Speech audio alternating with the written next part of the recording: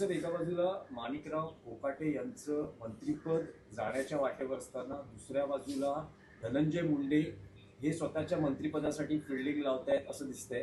काल अमित शहांची दिल्लीत भेट घेतली आहे. नाही अमित शहा प्रफुल्ल पटेल आणि त्यांची जी बाकीचे वरिष्ठ नेते त्यांना देखील न सांगता ते अमित शहाकडे गेले अशी देखील माहिती आहे. नाही असू शकेल.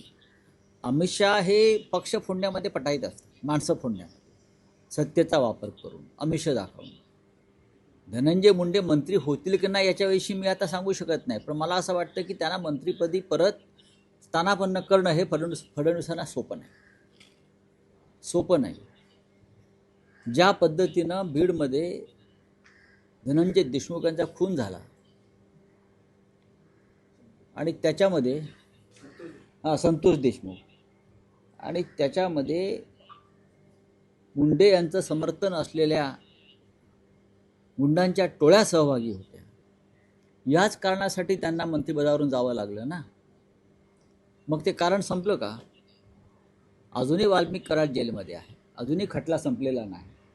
अशा वेळेला ज्यांच्यावरती गंभीर स्वरूपाचे आरोप आणि गुन्हे होते अशांना परत मंत्रिमंडळात घेण्याचं पाप फडणवीस करतील असं मला वाटत नाही. 2 मंत्री फडणवीस मंत्रिमंडळातले भ्रष्टाचार आणि गुंडागर्दी या आरोपावरून जात आहेत किंवा गेले. हा या सरकारला लागलेला काळीमा आहे. 2 मंत्री गेले एकाच गटाचे. खरं म्हणजे शिंदे गटाचे असे असंख्य मंत्री आहेत, त्यांना तात्काळ बरखास्त केलं पाहिजे. पैशाच्या बॅगा दाखवत आहेत, पैसे मोजताना दिसत आहेत, असं असंख्य विषय आहेत. पण देवेंद्र फडणवीस टप्प्याटप्प्यानं गेम करतील, टप्प्याटप्प्यानं, आणि शेवटचा घाव ते मिंद्यांवरच घालतील याची मला पूर्ण खात्री आहे.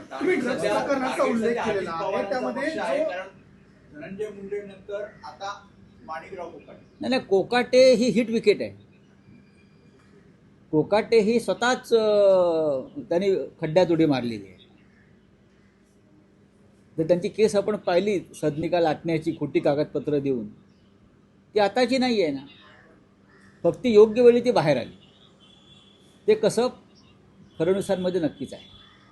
नाही पण राऊत साहेब, अगदी शेवटच्या क्षणापर्यंत कोकाटेंना वाचवण्याचा सरकारचा प्रयत्न अजूनही सुरू आहे. पण तो का असावा असं तुमचं मत आहे? अजूनही सुरू आहे.